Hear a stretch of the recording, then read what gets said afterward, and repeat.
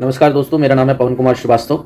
और जैसा कि आप सभी को पता है कि अभी पिछले कुछ दिनों से मैं लाइब्रेरी साइंस के जो स्टूडेंट्स प्रिपरेशन कर रहे हैं रिक्रूटमेंट के लिए केवीएस में या अदर डिपार्टमेंट्स में, उनकी तैयारी के लिए कुछ मटेरियल अवेलेबल कराने की कोशिश कर रहा हूँ और वीडियोस बना के अवेलेबल करा रहा हूँ। तो आप सभी ने पिछली सभी वीडियोस पे जितना प्यार मुझे दिया है उसके लिए आप सभी का बहुत बहुत धन्यवाद। आप सभी से निवेदन है कि अगर आपको वीडियो अच्छी लगती है तो प्लीज़ उसे लाइक करें, शेयर करें और चैनल को सब्सक्राइब कर लें, क्योंकि मेरी कोशिश है कि डेली 1 या 2 वीडियोस आपको प्रोवाइड कर सकूं और आपकी तैयारी में आपकी पूरी हेल्प कर सकूं। मेरी ये भी कोशिश रहेगी कि जब तक केवीएस का एग्जाम नहीं हो जाता तब तक आपको डेली 1-2 वीडियोस मैं प्रोवाइड करता रहूं। तो ज़्यादा बात ना करते हुए हम आज का टॉपिक स्टार्ट करते हैं। आज का जो टॉपिक है वो है references and information sources. So references and information sources में वैसे तो हम ऑब्जेक्टिव सीरीज चला रहे हैं, लेकिन क्योंकि मैंने आज चैप्टर खोल के देखा है और क्वेश्चंस देखे हैं, तो मुझे लगता है कि एक थोड़ा सा आपको डिस्क्रिप्टिव पार्ट भी बताना जरूरी है। इससे पहले कि मैं आपको डायरेक्टली क्वेश्चंस करवाऊं, तो सबसे पहले हम शुरू करते हैं कि जो इन्फॉर्मेशन होती है उसके सोर्सेज कौन कौन से होते हैं। तो इन्फॉर्मेशन के जो सोर्सेज होते हैं ये बहुत इंपॉर्टेंट टॉपिक है और इससे हमेशा क्वेश्चंस 1 या 2 क्वेश्चन तो आते ही आते हैं पेपर में। तो मिस्टर ग्रोगन जो थे उन्होंने 3 तरह के सोर्सेज बताए हैं इन्फॉर्मेशन के। एक प्राइमरी सोर्स बताया है, दूसरा सेकेंडरी सोर्स बताया है और तीसरा ट्राइटरी सोर्स बताया है। अब इसको बहुत अच्छे से समझना जरूरी है कि प्राइमरी सोर्स, सेकेंडरी सोर्स और ट्राइटरी सोर्स में होता क्या है। यानी कि हिंदी वालों के लिए प्राथमिक स्रोत, द्वितीय स्रोत एंड तृतीय स्रोत, ये होता क्या है। तो जो प्राइमरी सोर्स होता है उसमें वो डॉक्यूमेंट्स आते हैं। इन सोर्सेज में these sources are record of events or evidence as they are first described or actually happened without any interpretation or commentary। तो मतलब आप इसी स्टेटमेंट से समझिए कि ये प्राइमरी सोर्स क्या है, एकदम ओरिजिनल क्रिएशन है। तो मतलब इसमें किसी ने अपनी कमेंट्री नहीं दी है, किसी ने कोई एनालिसिस नहीं किया है, एकदम ओरिजिनल कमेंट है ये। तो जो बिल्कुल ओरिजिनल क्रिएशन जहां निकल के आती है वो सारे डॉक्यूमेंट्स हमारे प्राइमरी सोर्सेज में आते हैं। जैसे कि एग्जाम्पल के लिए थीसिस, डिसर्टेशंस, स्कॉलरी जर्नल आर्टिकल्स जो कि रिसर्च बेस्ड होते हैं, गवर्नमेंट रिपोर्ट्स जो कि बिल्कुल ओरिजिनल होती हैं, symposia, conference proceedings, original artwork, poems, photographs, speeches, letters, memos, personal narratives, diaries, interviews, autobiographies and correspondence etcetera. तो ये जो डॉक्यूमेंट्स हैं आपको नाम से ही पता लग गया होगा, बिल्कुल ओरिजिनल प्रोडक्शन होती है और इसमें अभी तक किसी ने कोई इंटरप्रिटेशन नहीं किया होता। तो इसको हम प्राइमरी सोर्सेज में रखते हैं। अब सेकेंडरी सोर्सेज क्या होते हैं? सेकेंडरी सोर्सेज जब थोड़ा प्राइमरी सोर्सेज से ही सेकेंडरी सोर्सेज बनते हैं, जब वही डॉक्यूमेंट्स थोड़ा सा फिल्टर्ड हो जाते हैं या थोड़ा एनालिसिस उसमें ऐड हो जाता है, तब उसे सेकेंडरी सोर्सेज कहते हैं। इसके एग्जाम्पल होंगे जैसे कि बुक्स हो गई, text book, edited works, articles, interpretation of any work, any research work का इंटरप्रिटेशन। जैसे आप कहीं आपने कोई रिसर्च आर्टिकल पढ़ा और फिर आपने उसका इंटरप्रेट किया कि इसका मतलब ये ऐसा होगा, तो वो चीज़ें सारी सेकेंडरी सोर्सेज में आ जाती हैं। इसमें इसके अलावा बायोग्राफीज आती हैं, लिटरेरी क्रिटिसिज्म आता है, इंटरप्रिटेशन आता है, reviews of laws and legislation, political analysis, commentaries. तो ये सारी चीजें क्या है? सेकेंडरी सोर्स ऑफ इन्फॉर्मेशन है। नेक्स्ट हमारा आता है tertiary source of information. Tertiary source of information जो है इसमें ये tertiary source of information primary और सेकेंडरी दोनों से मिलकर बनता है। मतलब दोनों को जब फिल्टर करके आगे प्रोसेस किया जाता है तब ट्राइटरी सोर्स ऑफ इन्फॉर्मेशन निकल के आता है। तो इसमें जैसे इंडेक्स हो गया, एब्स्ट्रैक्ट हो गया, कंपाइलेशन हो गया, डाइजेस्ट हो गया, ये सारी चीजें। इसके और एग्जांपल्स होंगे, डिक्शनरीज हो गई, एनसाइक्लोपीडियाज हो गई। वैसे एनसाइक्लोपीडियाज और डिक्शनरी को कभी कभी सेकेंडरी सोर्स ऑफ इन्फॉर्मेशन भी कहा जाता है। एल्मेनेक्स हो गए, फैक्ट बुक्स हो गई, विकीपीडिया, बिब्लियोग्राफीज ऑफ बिब्लियोग्राफी। तो बिब्लियोग्राफी आएगा आपका सेकेंडरी सोर्स ऑफ इन्फॉर्मेशन में, बट बिब्लियोग्राफी ऑफ बिब्लियोग्राफीज आएगा आपका ट्राइटरी सोर्स ऑफ इन्फॉर्मेशन में। Directories, guide books, manuals, handbook, rule books, ये सारी चीजें आपकी ट्राइटरी सोर्स ऑफ इन्फॉर्मेशन में आती हैं। अब इसके बाद मैं इससे पहले कि अपना ऑब्जेक्टिव वाला पार्ट स्टार्ट करूं, मैं आपको जल्दी से एक और इंपॉर्टेंट चीज थोड़ा सा समझाना चाहता हूं। जो हमारे डॉक्टर रंगनाथन थे, उन्होंने डॉक्यूमेंट्स को डिफरेंट कैटेगरीज में डिवाइड किया है। तो उन्होंने 4 कैटेगरीज बताई हैं: conventional documents, neo conventional documents, non conventional documents and Meta documents. तो ये डॉक्टर रंगनाथन ने बताया है। तो डॉक्टर रंगनाथन ने कन्वेंशनल डॉक्यूमेंट्स में क्या क्या चीजें रखी हैं? उन्होंने बुक्स को कन्वेंशनल डॉक्यूमेंट में रखा है, पीरियडिकल्स, मैप्स, एटलस, इन सभी को कन्वेंशनल डॉक्यूमेंट में रखा है, जिसमें कि कंटेंट जो है वो नेचुरल लैंग्वेज में रिकॉर्ड किया जाता है, या राइटिंग होती है, टाइपिंग या प्रिंटिंग होती है। ये सब चीजें जो है कन्वेंशनल डॉक्यूमेंट में आते हैं। नियो कन्वेंशनल डॉक्यूमेंट क्या है? नियो कन्वेंशनल डॉक्यूमेंट के एग्जांपल होंगे स्टैंडर्ड्स, स्पेसिफिकेशंस, डेटा। इसके अलावा ये न्यू कन्वेंशनल डॉक्यूमेंट जो है वो माइक्रो डॉक्यूमेंट का एक रिफाइंड वर्जन है। इसमें आप पेटेंट भी इसी में आता है न्यू कन्वेंशनल में, और फॉर्मूले जैसे केमिस्ट्री का फॉर्मूला हो गया, मैथमेटिक्स का फॉर्मूला हो गया, ये सब न्यू कन्वेंशनल चीज़ें हैं। Differential clinical data of medicine, ये सब न्यू कन्वेंशनल डॉक्यूमेंट्स हैं। जैसे मान लीजिए आपने एक प्रेस कटिंग्स की, न्यूज़ कटिंग्स की बुक बना ली, वो सब न्यू कन्वेंशनल डॉक्यूमेंट हो जाएगा। ठीक है। अब नॉन कन्वेंशनल डॉक्यूमेंट क्या है? नॉन कन्वेंशनल डॉक्यूमेंट वो हो गए जैसे micro copy, audio visual information, audio visual source of information documents, micro production of conventional document. जो कन्वेंशनल सोर्स ऑफ इंफॉर्मेशन है, कन्वेंशनल डॉक्यूमेंट्स जो हैं हमारे, उनको कन्वर्ट कर लेना, रिप्रोडक्शन कर लेना, तो कैसे डिजिटल फॉर्म में, तो वो सब नॉन कन्वेंशनल डॉक्यूमेंट हो जाते हैं हमारे। और लास्ट आता है मेटा डॉक्यूमेंट। मेटा डॉक्यूमेंट को देखिए, रिकॉर्ड जो मेटा डॉक्यूमेंट्स के एग्जांपल होंगे वो जैसे कि इंस्ट्रूमेंट टेक्नोलॉजी हो गया, photography, radar, various other elements हो गए, ये सारी चीजें जो हैं ये सब मेटा डॉक्यूमेंट्स में आते हैं। बेसिकली जो क्वेश्चंस पेपर में आते हैं वो ही आते हैं, आपको एक टाइप ऑफ डॉक्यूमेंट दिया होगा और पूछा जाएगा ये कन्वेंशनल है, न्यू कन्वेंशनल है, नॉन कन्वेंशनल है या मेटा डॉक्यूमेंट है, तो वो आपको आइडेंटिफाई करना होगा। तो आप उसको या तो आपको याद होना चाहिए सभी का, या फिर आप ऑड वन आउट करके भी आइडेंटिफाई कर सकते हैं। ठीक है, तो आगे बढ़ते हैं। टॉपिक है रेफरेंस इंफॉर्मेशन सोर्सेस। ठीक है, तो फर्स्ट क्वेश्चन इज सूचना स्रोत किसे कहते हैं, what is called information sources. तो इसका आंसर होगा, देखिए इंफॉर्मेशन सोर्स वो होता है, वैसे तो इंफॉर्मेशन हमें हर जगह से मिलती है, बट एक्चुअल में जो उसका करेक्ट डेफिनेशन है उसके अकॉर्डिंग इंफॉर्मेशन सोर्स वही होता है जहां पर हमें कोई विशेष इंफॉर्मेशन और इंपॉर्टेंट इंफॉर्मेशन मिलती है। यानी कि ऑप्शन डी ठीक है, वह स्रोत जिसमें विशिष्ट एवं महत्वपूर्ण सूचना होती है, the sources where special and important information is given. तो फर्स्ट का आंसर होगा डी। नेक्स्ट क्वेश्चन है, सूचना स्रोत को परंपरागत, नव परंपरागत, अपरंपरागत एवं सूक्ष्म प्रलेख के रूप में किसने वर्गीकृत किया है। मैंने जैसे कि अभी डिस्क्रिप्टिव वाले पार्ट में आपको बताया, सूचना स्रोतों को, इंफॉर्मेशन सोर्सेस को conventional, new conventional, non conventional and Meta documents में किसने डिवाइड किया है। तो बिल्कुल ठीक सोच रहे हैं आप, उनको रंगनाथन ने डिवाइड किया है। हेंशन ने प्रलेखों को कितनी श्रेणियां बताई हैं, हेंशन has given how many categories of documents, तो उन्होंने 2 कैटेगरी बताई है। नेक्स्ट क्वेश्चन है, प्रलेखों को सामान्य रूप से किन दो प्रमुख श्रेणियों में विभक्त किया गया है। तो documents are divided into 2 main categories, universally divided into 2 main categories, and that is प्रलेखीय एवं अप्रलेखीय, documentary sources and non documentary sources. Okay, next question है, प्रलेखीय स्रोत कौन होते हैं। सो दो source of information which is in printed form. So इसका आंसर होगा मुद्रित माध्यम में उपलब्ध होते हैं। नेक्स्ट क्वेश्चन है, अप्रलेखीय स्रोत किसे कहते हैं। सो इसका आंसर बिल्कुल अपोजिट हो जाएगा, दो document which is not in printed form, जो मुद्रित रूप में नहीं होते हैं। ओके, नेक्स्ट क्वेश्चन पे चलते हैं। हमारा नेक्स्ट क्वेश्चन है, जनसंचार मास मीडिया प्रलेखीय अथवा अप्रलेखीय स्रोतों में से कौन सा है। तो ये तो आप समझ ही गए होंगे कि mass media is documentary source और non documentary source, so it's a non documentary source. Okay, next question पे चलते हैं।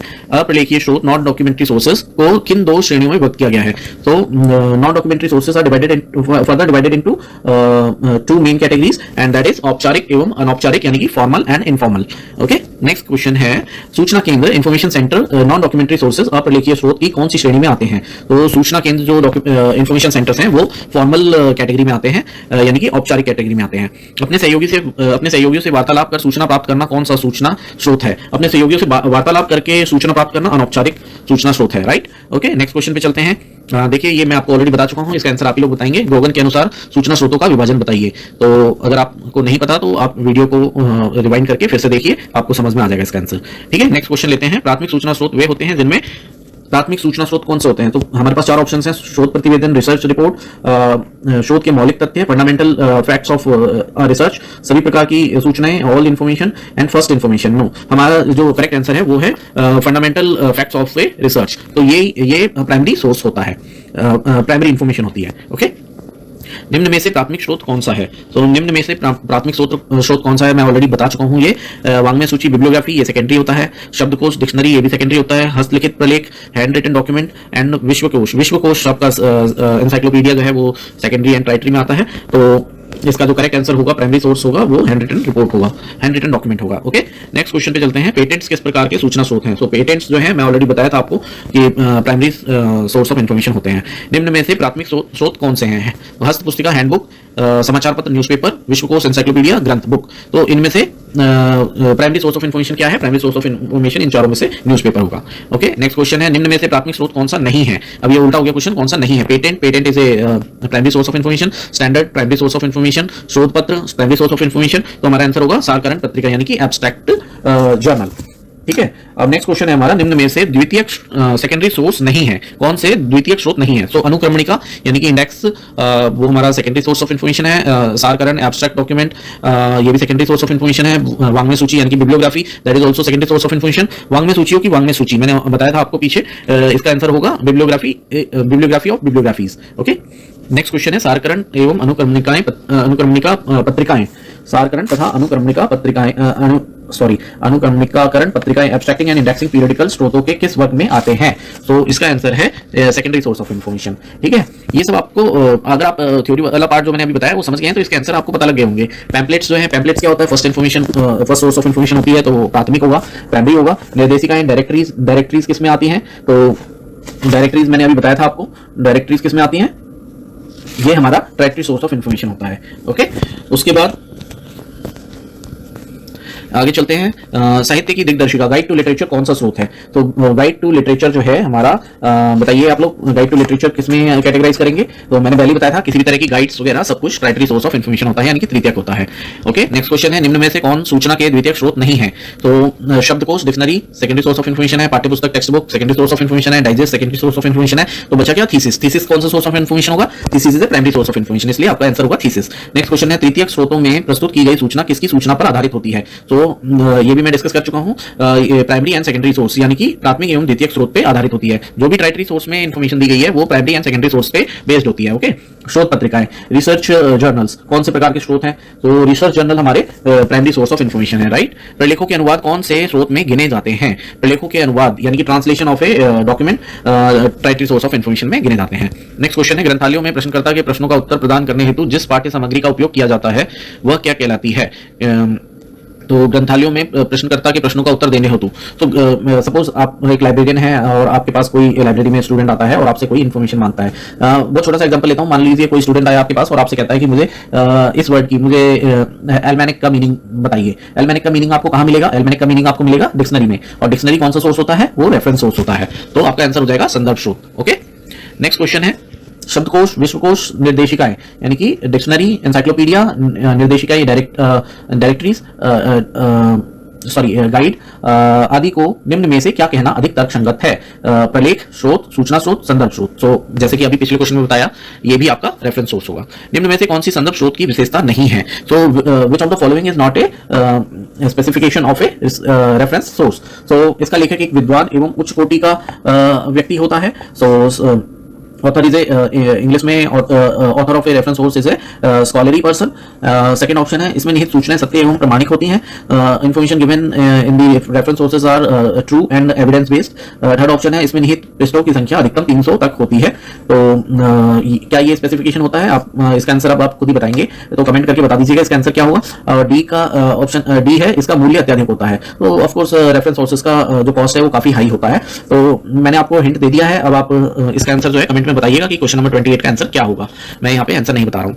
नेक्स्ट क्वेश्चन है, संदर्भ स्रोतों का मूल्यांकन करना क्यों आवश्यक है? तो why is it important to evaluate a reference source? तो हमारे ऑप्शन है, ग्रंथालय हेतु उसकी उपादेयता एवं उपयोगिता ज्ञात करने हेतु, to find out its utility and usefulness for library. Second option है, उसमें निहित विशिष्ट सामग्री की जांच करने हेतु, to evaluate the given information. Third option है, उसके लेखक की विद्वता एवं विशेषज्ञता की जांच करने हेतु, to evaluate the qualification of the author. And fourth option है, उसकी विशेषताओं की जांच करने हेतु, टू इवैल्यूएट इट्स स्पेसिफिकेशंस। तो इसका करेक्ट आंसर होगा to find out its utility and usefulness for a library. Hindi वालों के लिए, और आंसर है ग्रंथालय हेतु उसकी उपादेयता एवं उपयोगिता ज्ञात करने हेतु।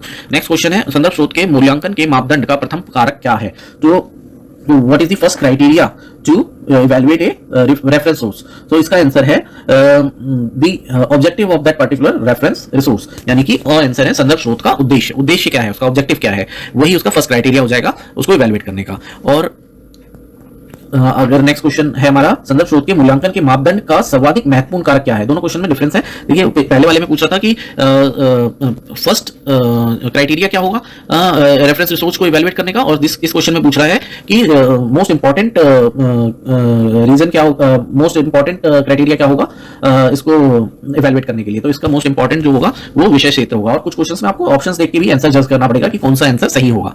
ओके, नेक्स्ट क्वेश्चन है, ज्ञान के संग्रह के रूप में किस संदर्भ स्रोत को जाना जाता है। तो ज्ञान के संग्रह के रूप में यानी कि कौन सा रेफरेंस सोर्स जो है उसे एक नॉलेज बैंक के रूप में जाना जाता है, तो वो होता है विश्वकोश यानी कि एनसाइक्लोपीडिया। एनसाइक्लोपीडिया में क्या होता है, एनसाइक्लोपीडिया में आप कोई भी टॉपिक ले लीजिए, वो एक तरह से समझ लीजिए कि इंटरनेट के जमाने से पहले का गूगल है वो, कि आपको कोई भी किसी भी टॉपिक पे इंफॉर्मेशन चाहिए आप उसमें सर्च करेंगे आपको उसमें मिल जाएगा। ठीक है, तो उसी को हम ज्ञान के संग्रह के रूप में जो रेफरेंस रिसोर्स हम जानते हैं वो एनसाइक्लोपीडिया यानी कि विश्वकोश होता है। जो संदर्भ स्रोत संपूर्ण ज्ञान राशि को अपने में समाहित किए रहता है वह क्या कहलाता है। जो अभी ज्ञान राशि को अपने में समाहित किया रहता है वो क्या कहलाता है, इसका भी आंसर सेम है। ठीक है, तो इसका भी आंसर एनसाइक्लोपीडिया ही होगा।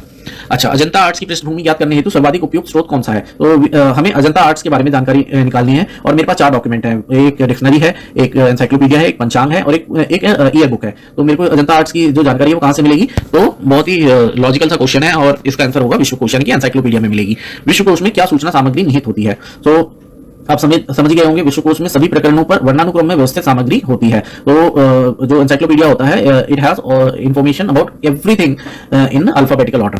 तो इसका आंसर जो है वो बी है। ओके, नेक्स्ट क्वेश्चन पे चलते हैं। विश्व में सर्वाधिक लोकप्रिय विश्वकोश कौन सा है। तो मोस्ट फेमस एनसाइक्लोपीडिया कौन सा है, that is encyclopedia Britannica. Okay, next question पे चलते हैं। एनसाइक्लोपीडिया ब्रिटेनिका की सही वर्तनी क्या है ये मैं नहीं बताऊंगा, ये आपको खुद ही चेक करना पड़ेगा। ये क्वेश्चन भी आ जाता है कई बार, एनसाइक्लोपीडिया ब्रिटेनिका की स्पेलिंग में लोग बहुत गलतियां करते हैं तो पूछ लिया जाता है। पहले तो बहुत पूछा जाता था, अभी देखते हैं अभी पेपर में पूछा जाएगा यानी, पर फिर भी आपको स्पेलिंग तो याद होनी चाहिए। तो ये आप पता करके कमेंट में मुझे जरूर बताइएगा इसका आंसर क्या होगा। नेक्स्ट क्वेश्चन है, एनसाइक्लोपीडिया ब्रिटेनिका कहां से प्रकाशित होता है। तो देखिए बहुत से लोग कंफ्यूज हो जाते हैं, ब्रिटेनिका देख के ना मार्क करते हैं ब्रिटेन, बट मैं आपको बता दूं एनसाइक्लोपीडिया ब्रिटेनिका जो है वो ब्रिटेन का नहीं है, वो यूएसए का है, शिकागो का, वो शिकागो से पब्लिश होता है। ओके, एनसाइक्लोपीडिया ब्रिटेनिका का स्कॉलर एडिशन कौन सा है, स्कॉलर संस्करण कौन सा है, तो that is 9th edition. 9th edition को स्कॉलरी एडिशन माना गया है। न्यू एनसाइक्लोपीडिया ब्रिटेनिका कितने पार्ट्स में डिवाइडेड है। न्यू एनसाइक्लोपीडिया ब्रिटेनिका जो है वो 3 पार्ट्स में डिवाइडेड है, ये सब आपको याद होना चाहिए। न्यू एनसाइक्लोपीडिया ब्रिटेनिका का माइक्रोपीडिया कितने खंडों में, यानी कि how many volumes of Micropaedia is available in New encyclopedia Britannica, तो that is 10। So New encyclopedia Britannica का एक पार्ट है माइक्रोपीडिया। माइक्रोपीडिया में 10 वॉल्यूम्स हैं। न्यू एनसाइक्लोपीडिया ब्रिटेनिका के प्रोपीडिया पार्ट में भाग का प्रयोग किस हेतु किया जाता है। सो प्रोपीडिया जो उसका पार्ट है उसका उपयोग यूसेस क्या है, so that is classified subject indexing. Okay, तो नेक्स्ट क्वेश्चन है, न्यू एनसाइक्लोपीडिया ब्रिटेनिका का कौन सा भाग तत्काल संदर्भ हेतु उपयोगी है। तो तत्काल संदर्भ हेतु यानी कि इमीडिएट रेफरेंस के लिए कौन से पार्ट को यूज किया जाता है, तो दैट इज प्रोपीडिया। प्रोपीडिया का यूज किया जाता है। एनसाइक्लोपीडिया ब्रिटेनिका के भाग 3 मतलब थर्ड पार्ट प्रोपीडिया में क्या निहित है। तो थर्ड पार्ट प्रोपीडिया में तत्कालीन भाग 3 प्रोपीडिया में तत्कालीन संदर्भ निहित है। ठीक है, इसका आंसर हो जाएगा डी। ओके, नेक्स्ट क्वेश्चन पे चलते हैं। Encyclopedia of Library and Information Science का प्रकाशक कौन है। Encyclopedia of Library and Information Science का जो पब्लिशर है वो मिस्टर एम डेकर हैं। ओके, नेक्स्ट क्वेश्चन है, Encyclopedia of Library and Information Science के एडिटर कौन है। तो उसके एडिटर हैं Allen Kent and Harold Lancour. So Encyclopedia of Library and Information Science के पब्लिशर कौन है, एम डेकर, एंड एडिटर कौन है, Elon Kent and Harold Lancour. Encyclopedia Americana कहां से पब्लिश होती है। सो गाइस ये तो बहुत इजी है, अमेरिकाना जो है वो न्यूयॉर्क से पब्लिश होती है। एनसाइक्लोपीडिया अमेरिकाना का प्रकाशक कौन है। तो एनसाइक्लोपीडिया अमेरिकाना का जो पब्लिशर है वो गोलिलियर है। ओके, नेक्स्ट क्वेश्चन है, एनसाइक्लोपीडिया अमेरिकाना में कितने वॉल्यूम्स हैं। एनसाइक्लोपीडिया अमेरिकाना में 30 वॉल्यूम्स हैं, ये याद कर लीजिएगा, 30 वॉल्यूम्स हैं इसमें। International encyclopedia of social sciences, international encyclopedia of social sciences के पब्लिशर कौन है। तो मैकमिलन एंड फ्री प्रेस, ये उसके पब्लिशर है। नेक्स्ट क्वेश्चन है, McGraw Hill encyclopedia of science and technology का संपादक कौन है। Who is the editor of McGraw Hill encyclopedia of science and technology. तो मैकग्रा हिल कंपनी ही उसके एडिटर है।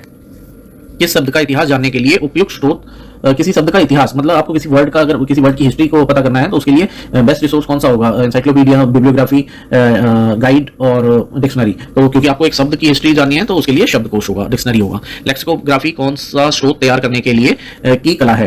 तो लेक्सिकोग्राफी किस काम lexicography is used to prepare which reference resource, तो that is dictionary. Okay, ALA Glossary of Library and Information Science के प्रकाशक का नाम बताइए। ALA Glossary of Library and Information Science के पब्लिशर हैं ALA। तो नाम में ही दिया हुआ है ALA ग्लोसरी, तो उसके जो पब्लिशर हैं वो भी ALA हैं, यानी कि अमेरिकन लाइब्रेरी एसोसिएशन, अमेरिकी ग्रंथालय संघ। ओके, नेक्स्ट क्वेश्चन है ऑक्सफोर्ड इंग्लिश डिक्शनरी का द्वितीय संस्करण कब प्रकाशित हुआ था? तो the second edition of Oxford English dictionary was published in 1989। Dictionary of national biography का संपादन कौन करता है? So who is the editor of dictionary of national biography? उसके जो एडिटर हैं वो SP सेन है, SP Sen. Okay, next question is biographical dictionary of scientists. Biographical dictionary of scientist का प्रकाशक यानी कि पब्लिशर कौन है? तो उसके जो पब्लिशर हैं वो हार्पर कॉलिंस हैं। नेक्स्ट क्वेश्चन है ग्लोसरी, लेक्सिकॉन, थिसोरस एवं वोकैबुलरी आदि को और क्या कहा जा सकता है? So you have glossary, lexicon, thesaurus and vocabulary. What are these sources? So these are reference sources. Oxford English Dictionary एवं Webster's Third New International Dictionary किस प्रकार के शब्दकोश हैं? Oxford English, what type of dictionaries are Oxford English Dictionary and Webster's Third New International dictionary? So these are descriptive dictionaries. शब्दकोश तैयार करने वाले को क्या कहते हैं? अभी हमने पीछे पढ़ा था, डिक्शनरी प्रिपेयर करने वाले को क्या कहते हैं? उसको लेक्सिकोग्राफर कहते हैं। भौगोलिक स्रोत किसे कहते हैं? जिसमें भूगोल से संबंधित सूचना होती है, जिसमें संपूर्ण संसार का भूगोल होता है, जिसमें भूगोल विषय का वर्णन होता है, जिसमें भूगोल विषय के ग्रंथों की जानकारी होती है। नहीं, भौगोलिक स्रोत होगा जिसमें भूगोल से संबंधित इंफॉर्मेशन होती है, यानी कि ज्योग्राफी से रिलेटेड अगर कोई इंफॉर्मेशन कहीं पे दी हुई है तो that is geographical source. Okay, next question है भौगोलिक स्रोतों को किन श्रेणियों में विभक्त किया जा सकता है? तो इसमें सभी कुछ आ जाएगा, यानी कि नक्शे, maps, atlas, globe, gazetteers and tour guide. So आपका आंसर है सी, इसका करेक्ट आंसर हो गया सी। ठीक है दोस्तों, तो अभी के लिए इतना ही। अब मैं वीडियोस जो है पार्ट्स में बनाऊंगा क्योंकि चैप्टर काफी बड़े बड़े हैं, तो आज ही मैं कोशिश करूंगा कि इसका सेकंड पार्ट भी डाल दूं, और आज नहीं तो कल मॉर्निंग तक तो जरूर डाल ही दूंगा। तो तब तक के लिए थैंक यू, धन्यवाद। और आपसे फिर से एक बार रिक्वेस्ट है कि अगर आपको वीडियो अच्छा लगे तो कृपया लाइक करें, शेयर करें और चैनल को जरूर सब्सक्राइब कर लें ताकि आपको रेगुलर वीडियो अपडेट्स मिलती रहे। ठीक है guys, thank you so much, bye bye.